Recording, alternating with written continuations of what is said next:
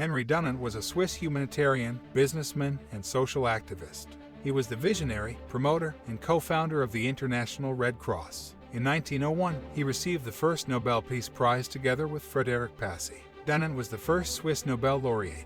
He would direct all his attention toward humanitarian efforts, even leading to the neglect of his personal life. Dunant remains one of the greatest humanitarians in history. Dunant was born in Geneva, Switzerland, in 1828 as the first son of a wealthy and generous businessman. His family was devoutly Calvinist and had significant influence in Geneva society. His parents stressed the value of social work, and his father was active helping orphans and parolees, while his mother worked with the sick and the poor. At age 18, he joined the Geneva Society for Almsgiving. In the following year, together with friends, he founded the so-called Thursday Association, a loose band of young men that met to study the Bible and help the poor, and he spent much of his free time engaged in prison visits and social work. On the 30th of November 1852, he founded the Geneva chapter of the YMCA, and 3 years later he took part in the Paris meeting devoted to the founding of its international organization. In 1849, at age 21, Dunant left the college to Genève due to poor grades and began an apprenticeship with the money-changing firm Lullin et Sauter. After its successful conclusion, he stayed as an employee of the bank. In 1853, Dunant visited Algeria, Tunisia, and Sicily on assignment with a company devoted to the colonies of Sétif. Despite little experience, he successfully fulfilled the assignment. Inspired by the trip, he wrote his first book with the title An Account of the Regency in Tunis, published in 1858.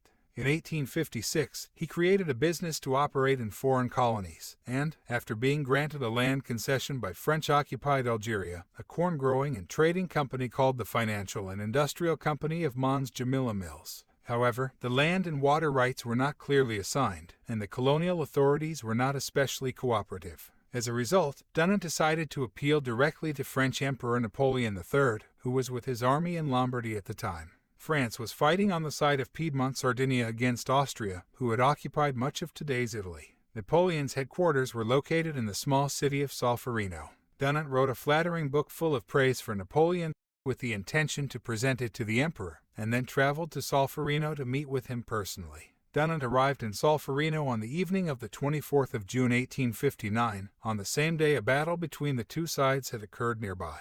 The Battle of Solferino on the 24th of June 1859 resulted in the victory of the Allied French army under Napoleon III and Piedmont Sardinian army under Victor Emmanuel II against the Austrian army under Emperor Franz Joseph I. It was the last major battle in world history where all the armies were under the personal command of their monarchs. Perhaps 300,000 soldiers fought in the important battle, the largest since the Battle of Leipzig in 1813.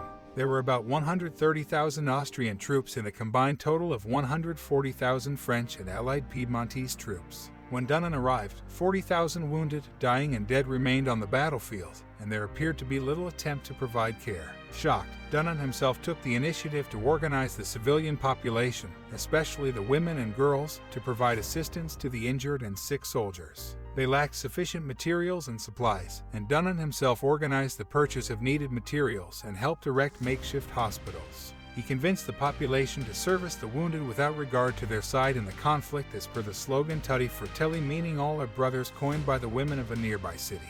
He also succeeded in gaining the release of Austrian doctors captured by the French. After returning to Geneva early in July, Dunant decided to write a book about his experiences, which he titled The Memory of Solferino. It was published in 1862 in an edition of 1,600 copies and was printed at Dunant's own expense. In the book, he described the battle, its costs, and the chaotic circumstances afterwards. He also developed the idea that in the future a neutral organization should exist to provide care to wounded soldiers. He distributed the book to many leading political and military figures in Europe. Dunant also began to travel through Europe to promote his ideas. His book was largely positively received, and the president of the Geneva Society for Public Welfare, Juris Gustave Moynier, made the book and its suggestions the topic of the 9th of February 1863 meeting of the organization.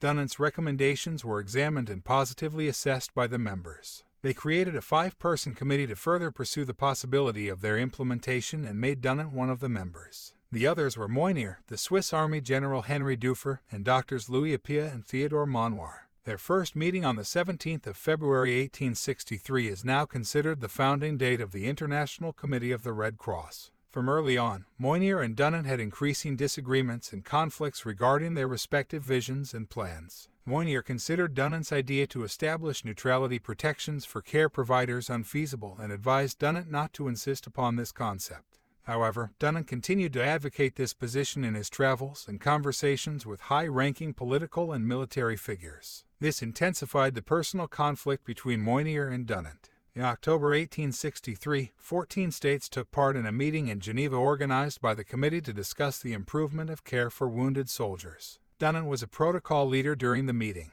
A year later, on the 22nd of August 1864, a diplomatic conference organized by the Swiss government led to the signing of the First Geneva Convention by 12 states. Due to his focus on humanitarian efforts, Dunant's businesses in Algeria had suffered and had been mismanaged. In April 1867, the bankruptcy of the financial firm Credit Genevois led to a scandal involving Dunant. He declared bankruptcy. The social outcry in Geneva, a city deeply rooted in Calvinist traditions, also led to calls for him to separate himself from the International Committee. Already on the 25th of August 1867, he resigned as secretary, and on the 8th of September 1867, he was fully removed from the committee. Dunant was condemned by the Geneva Trade Court on the 17th of August 1868 for deceptive practices in the bankruptcies. Due to their investments in the firm, his family and many of his friends were also heavily affected by the downfall of the company. In February 1868, Dunant's mother died. In March 1867, he left his home city Geneva and would not return for the rest of his life. In the following years, Moynier likely used his influence to attempt to ensure that Dunant would not receive assistance and support from his friends. For example, the Gold Medal Prize of Sciences Morales at the Paris World's Fair did not go to Dunant as originally planned but to Moynier, Duffer, and Dunant together so that the prize money would only go to the committee as a whole.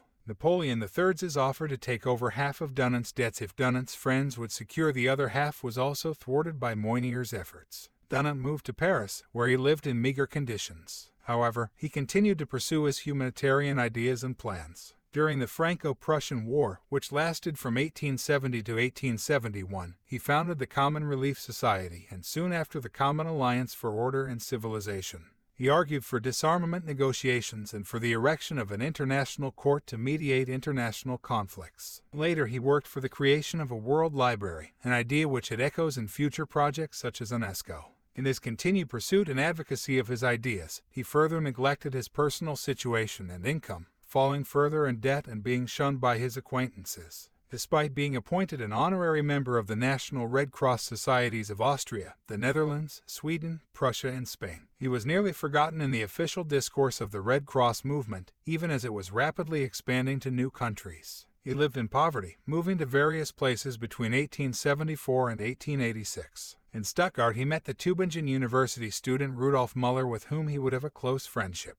In 1881, together with friends from Stuttgart, he went to the small Swiss resort village Heiden for the first time. In 1887, while living in London, he began to receive some monthly financial support from some distant family members. This enabled him to live a somewhat more secure existence, and he moved to Heiden in July. He spent the rest of his life there, and after the 30th of April 1892 he lived in a hospital and nursing home led by Dr. Hermann Alder. In September 1895, Georg Bomberger, the chief editor of the St. Gall newspaper Die Ostwies, wrote an article about the Red Cross founder, whom he had met and conversed with during a walk in Heiden a month earlier. The article, entitled Henry Dunant, the founder of the Red Cross, appeared in the German illustrated magazine Überland und Meer, and the article was soon reprinted in other publications throughout Europe. The article struck a chord, and he received renewed attention and support. He received the Swiss Binet Fent Prize and a note from Pope Leo XIII.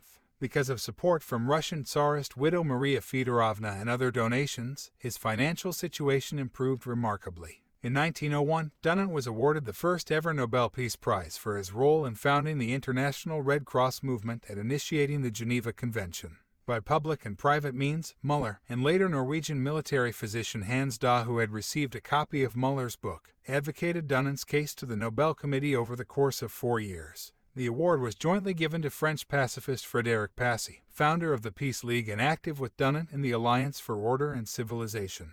The official congratulations which he received from the International Committee finally represented the rehabilitation of Dunant's reputation. There is no man who more deserves this honor, for it was you, 40 years ago, who set on foot the International Organization for the Relief of the Wounded on the battlefield. Without you, the Red Cross, the supreme humanitarian achievement of the 19th century, would probably have never been undertaken. Moynier and the International Committee as a whole had also been nominated for the prize. Although Dunant was supported by a broad spectrum in the selection process, he was still a controversial candidate. Some argued that the Red Cross and the Geneva Convention had made war more attractive and imaginable by eliminating some of its suffering. Therefore, Muller, in a letter to the committee, argued that the prize should be divided between Dunant and Passy, who for some time in the debate had been the leading candidate to be the sole recipient of the prize. Muller also suggested that if a prize were to be warranted for Dunant, it should be given immediately because of his advanced age and ill health. Hansdaw succeeded in placing Dunant's part of the prize money, 104,000 Swiss francs, in a Norwegian bank and preventing access by his creditors. Dunant himself never spent any of the money during his lifetime, continuing to live simply and reserving it for bequests in his will to those who cared for him and charitable causes. He lived in the nursing home in Heiden until his death. In the final years of his life, he suffered from depression and paranoia about pursuit by his creditors and Moynier. There were even days when Dunant insisted that the cook of the nursing home first taste his food before his eyes to protect him against possible poisoning.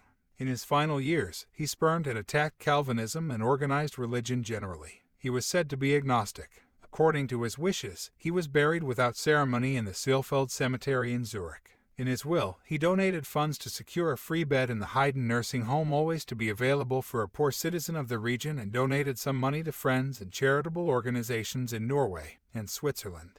The remaining funds went to his creditors, partially relieving his debt. His inability to fully erase his debts was a major burden to him until his death. His birthday, the 8th of May, is celebrated as the World Red Cross and Red Crescent Day. The former nursing home in Heiden now houses the Henry Dunant Museum. In Geneva and other places there are numerous streets, squares, and schools named after him. The Henry Dunant Medal, awarded every 2 years by the Standing Commission of the International Red Cross and Red Crescent Movement, is its highest decoration. Henry Dunant died October 30, 1910 at the age of 82. The anniversary of his death is the day after this video was originally released. Thank you for watching, and if you enjoyed, feel free to like and subscribe. If you have any parts of history we would like to learn more about, let me know in the comments.